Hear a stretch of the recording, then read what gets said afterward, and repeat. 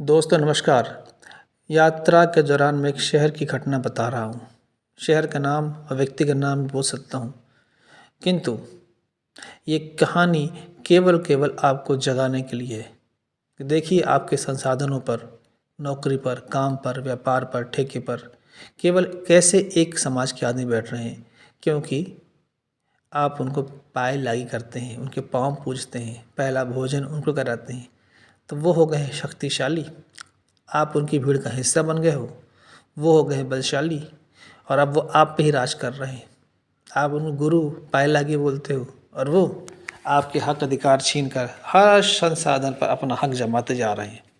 आज देखिए रेलवे की जो कॉन्ट्रैक्टिंग है, रेलवे की जो भी ट्रांसपोर्टिंग होती है, रेलवे से जो माल आता है वो उतरता है स्टेशन पे, प्लेटफॉर्म पे और ट्रक पे लोड होता है। ट्रक पे लोड होके वो डिस्ट्रीब्यूट होता है जहाँ उसको जाना होता है। ठीक इस तरह से रेलवे में जो माल जाता है वो भी ट्रक से लोड होकर प्लेटफॉर्म तक आता है, वहाँ फिर रैक लोड होते हैं। इसको बोलते हैं रेलवे ट्रांसपोर्टिंग। अब इस रेलवे ट्रांसपोर्टिंग में पहले हमारे सिंधी भाई, गुप्ता जी, जैन साहब, ये सारे लोग करते रहे काम। अभी क्या हो गया है, कोई तिवारी जी आ गए, कोई मिश्रा जी आ गए, कोई पांडे जी आ गए और उन्हें धमकी देके उनका काम बंद करा दिया, निकलो यहाँ से नहीं तो जहाँ से जाओगे, और फिर अपना काम शुरू कर दिया। अब उनके पास पैसे नहीं भी थे या नहीं भी हैं तो उनके चाचा भाई बाप दादा तो बहुत पैसे वाले हैं, उनने पैसा ले लिया या किसी से भी उधार ले लिया अपनी दमदारी पर और काम शुरू कर दिया। और काम शुरू करके मनमान रेट लेके सब करके मोनोपोली करके एक छत्र राज बना के बहुत तेज़ी से पैसा भी कमाया।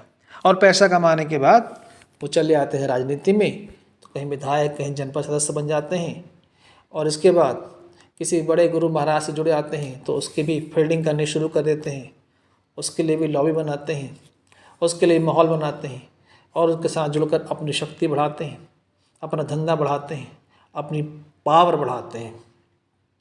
पर ये तिवारी मिश्रा पांडे ऐसा कर क्यों पा रहे हैं भाई? क्यों आपके संसाधन ले रहे हैं? क्योंकि इनको शक्तिशाली आपने बनाया है। पाए लागी गुरु जी, पाए लागी महाराज जी, पाए लागी करके इनके चरण छूकर, इन पर भरोसा करके, इनको दान देकर आपने इनको मजबूत कर दिया है। पाए लागी जब आप करते हैं ना तो फिर आप इनको अपनी पावर दे देते हैं, तो ये पावरफुल हो गए। और चूँकि आप इनकी भीड़ का हिस्सा हैं, इनके पास तो भीड़ है, आपके पास कौन सी भीड़ है? कौन आदमी आपके साथ खड़ा हो रहा है? और इनकी भीड़ इसलिए है क्योंकि आपके जैसे लोग इनके पास जाकर खड़े होते हैं, इनकी भीड़ का हिस्सा बनते हैं। फिर ये उसी भीड़ से किसी पर अत्याचार करके उसका काम छीन लेते हैं और अपना काम शुरू कर देते हैं। आज देखिए आप, ये तो मैंने रेलवे ट्रांसपोर्टिंग की बात की है, मैं आपको एक और बनाऊंगा वीडियो जो हर व्यापार पे इनकी कमांड आ रही है, हर व्यापार पे इनकी पकड़ आ रही है, हर व्यापार पे इनका रौब चल रहा है, उस पर भी बात करूंगा मैं। आज बात कर रहा हूँ रेलवे ट्रांसपोर्टिंग की, तो उसी को आप सुनिए। और ऐसा करके ये आदमी इसकी बात कर रहा हूँ मैं, और ऐसे कई शहरों के रेलवे के ट्रांसपोर्टिंग मिश्रा, तिवारी, पांडे, ब्राह्मण समाज के लोगों ने ले लिया है। चाहे वो आप रीवा क्षेत्र चले जाएँ, आपको चारों तरफ ब्राह्मण मिलेंगे और हर जगह रेलवे में ट्रांसपोर्टिंग से लेकर रेलवे के ठेके हो गए, सब ब्राह्मण इसमें ले रहे हैं और दूसरे समाज के लोग को मार मार के भगा रहे हैं। और फिर अपने ही लोगों को कोई घुसने भी पाएगा तो केवल उन्हीं के लोग घुसेंगे, उन्हीं के समाज के, उन्हीं घर के, उन्हीं के परिवार के, उनको काम दिलवा रहे हैं और अपनी पावर बढ़ा रहे हैं। और ये करते करते आज ये बहुत शक्तिशाली हो गए हैं। और दूसरा, आप बोलते हो ना इनमें योग्यता है, बाकी लोगों में योग्यता नहीं है। अरे बाकी लोग बेचारे करें क्या? कोई गुप्ता जी, कोई ठाकुर साहब, कोई सोनी जी, अरे कोई आपके कुशवाहा जी, रजत जी, सेन जी, सैनी जी, मतलब माली जी, पटेल जी, विश्वकर्मा जी, गुर्जर जाट घुसते भी हैं तो इनको घुसने नहीं देते हैं। इनको धमकाएंगे, परेशान करेंगे, रे तू बे बोलेंगे, जाति सूचक शब्द बोल के इनको अपमानित करेंगे, हंसेंगे इन पे, इनकी बेइज्जती करेंगे। वो आदमी आगे बढ़ नहीं पाता है, वो आदमी को लगता है कि मेरे लिए यहाँ माहौल नहीं है, वो उस स्थान को छोड़ के चला जाता है और वहाँ केवल इन पाखंडियों का एक छत्र राज हो जाता है। और यही हो रहा है पूरे रेलवे विभाग में, रेलवे क्षेत्र में ब्राह्मण। और क्यों? क्योंकि ब्राह्मण को ही ठेके मिलेंगे बाबूजी। ठेके देने वाले जो रेलवे के अधिकारी हैं वो भी ब्राह्मण ही तो हैं। जो मैंने आपको बताया था इसके पहले की वीडियो में कि चुनाव करने वाले ब्राह्मण, उस ठेका देने वाले ब्राह्मण, तो चुनाव पहले हुआ, चुनाव मतलब नौकरी में चुनने वाले हाथ ब्राह्मण के हैं, तो नौकरी पे चुन चुन के ब्राह्मण बैठा दिए।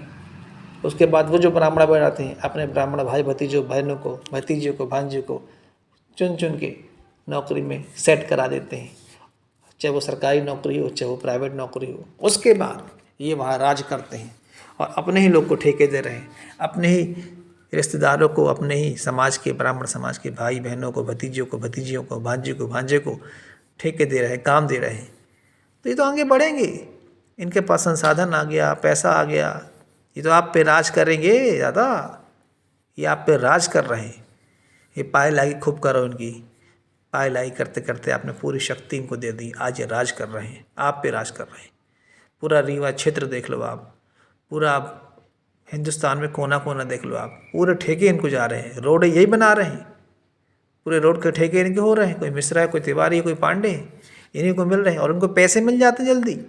दूसरों को तो पैसे नहीं मिलेंगे, इनको पैसे मिल जाते हैं और ये राज करते हैं, ये मज़े करते हैं, ये फिर आप पे अत्याचार करते हैं, ये फिर आपको गुलाम बनाते हैं, ये फिर आपको जाति सूचे शब्द बोलते हैं, ये आपको नौकर गुलाम बना के रखते हैं।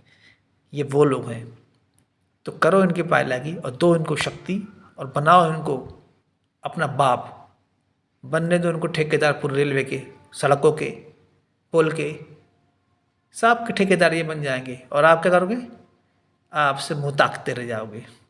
क्यों? क्योंकि शक्ति है नहीं, संगठित हो नहीं, आप इकट्ठा हो नहीं।